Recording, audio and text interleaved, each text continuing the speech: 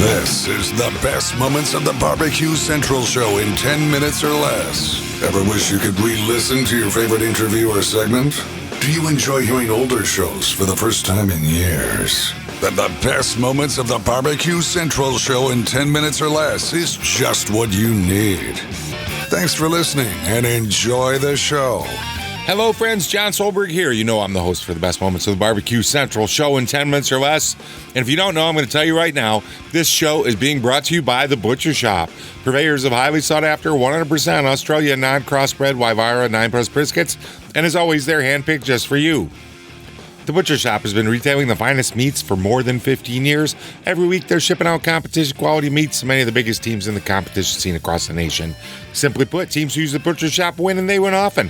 Even if you're not a competitor, you still deserve the finer cuts. The Butcher Shop is shipping some of the finest prime, dry-aged Australian Wagyu and Japanese Wagyu steaks. People just like you and me who aspire to be the kings and queens of the backyard. The Butcher Shop always has Berkshire, Compart Duroc, Allegiance Duroc, and Prairie Fresh all-natural pork in stock. And again, it is always handpicked just for you. Let's review the best competition briskets. Check. The best pork selection. Check.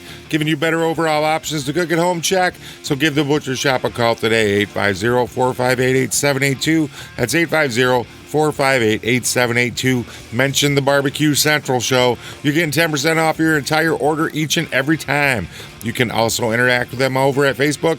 Facebook.com/The Butcher Shop. Shop spelled SHOPPE. The Butcher Shop, home of the 100% Australian non-crossbred Wyvara 9-plus briskets. And today we're taking a jump back in time to 2017 where Greg meets Blake Carson of Carson Rodizio.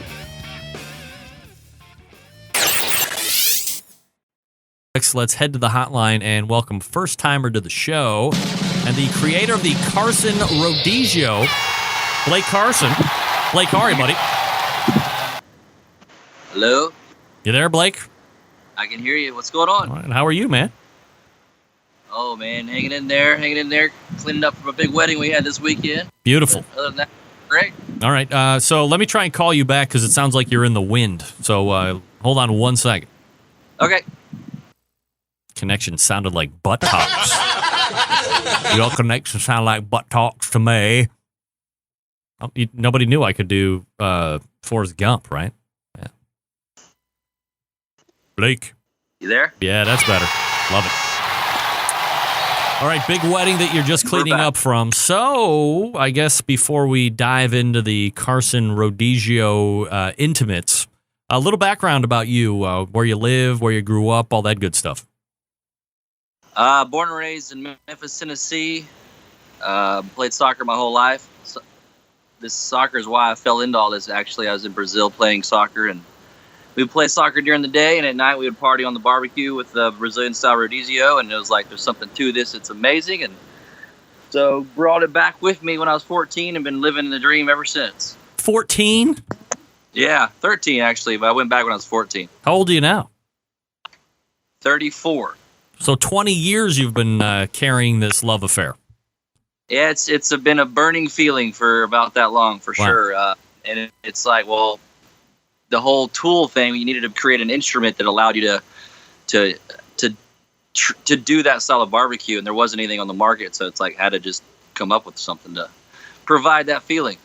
So you said you were originally from Memphis, Tennessee. Obviously, that is one of the original barbecue meccas, if you will. So yep, I assume you've been around it all your life. Yep, born and raised.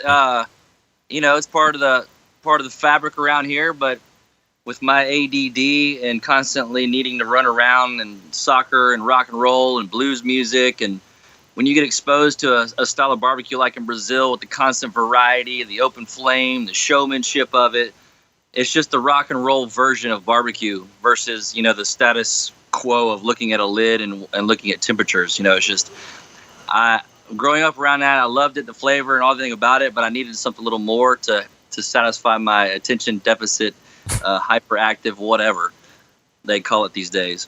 Blake Carson. And so, go ahead. So yeah, Brazil barbecue is it. So it's just been a love affair. Kind of deep down, like, if you're born for something, this would be it for me. Blake Carson joining me here on the show. CarsonRodizio.com is the website if you want to check it out here while we're talking. Blake, if you could, for anybody that's for anybody that hasn't been to Memphis, and Beale Street is kind of that unique street of the city. Can you kind of paint a picture of what the culture and what the vibe is like downtown? The culture and vibe downtown right now is going crazy. It's hopping, it's growing. There's so much going on. All parts of the city. There's an entrepreneurial vibe around here. It's a spirit it's contagious. We have a very great food scene. There's so many just awesome chefs that come out of here, and of course the whole Memphis barbecue network with Barbecue Fest, and it's if you picture rock and roll and blues and you're downtown on Beale Street, you're probably gonna get that feel, because that's what it is. It's where it came from, and everything about it here is just that kind of gospel love, Elvis, blah blah blah. But that's what I've visioned with it, and that's what I've born and been grown up with around here. Of course, it has its side that every city has, and no matter what city you go to in the world, you're gonna have those sides of cities that we all need to work on. But other than that, the dream is alive in Memphis. So you were talking about how you originally fell in love with Rodizio-style cooking when you were playing soccer outside of the country, and you bring it back. Yep. When did you start the business of Carson Rodizio, and how have you been able to keep it growing over the years? Well, the idea, of course, was spawned at that age when I cooked at the very first Brazilian steakhouse when I was in college, and the very first Brazilian steakhouse in the United States. So I'm the very first American to cook at the very first Brazilian steakhouse. So every single night, it just was that constant, man, I wish I had this in my backyard. Man, I wish I had this in my backyard. And here I am, 18, 19 in college, not really knowing anything about anything. And then I went through college and got a job selling commercial insurance, and that constantly was eating at me. And then I was 26, or they believe I made the leap and left the guaranteed path of $500,000 a year, blah, blah, blah, corporate world right now, had I stuck that path out to pursue this dream of teaching people how to do this. And so, yeah, the answer to your question is about 26 is when I made the leap. So I've been doing it, I guess, 8 years now, full time. When you look go ahead. No, please go ahead. So yeah, originally there was a suitcase version called the Carson Rotisserie that was a design, because down in Brazil, there's all sorts of Brazilian grill manufacturers. It's just the way of life. There's just tons of them. And when I was selling commercial insurance, I knew a family friend that was in the same industry down there, and he researched a bunch of manufacturers for me, and I had cooked with a bunch of manufacturers in the steakhouses. And so there's this suitcase version that a company called Shear had that was basically, me being 26, 27, not knowing anything about manufacturing, not knowing anything about anything, was like, I need a tool that I can sell this culture to. And they basically were abandoning this suitcase design. So, and I had relationships through the insurance world in China. So basically we designed a better mousetrap, came up with this more masculine version of this portable, take it to the people type concept. And we were doing quite well with it. We, within 1 year, we had sold 1,000 of them. Forbes says, Larry Olmsted with Forbes says it's the coolest grill ever. Guy Fieri from the Food Network was endorsing it. All these people were, it was insane. And then next thing you know, it caught wind by the highest paid CEO in Dallas, Texas. He parachuted in, pretty much committed blatant extortion and took everything, and then partnered with Shear, and then kicked me out for 3 years.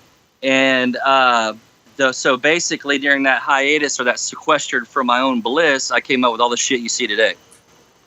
That's it. So this was all yours, and then somehow you got shanghaied out of it? I mean, you kind of went right over the top of it there. Well, it's kind of one of those things where the entire legal system is set up for extortion, right?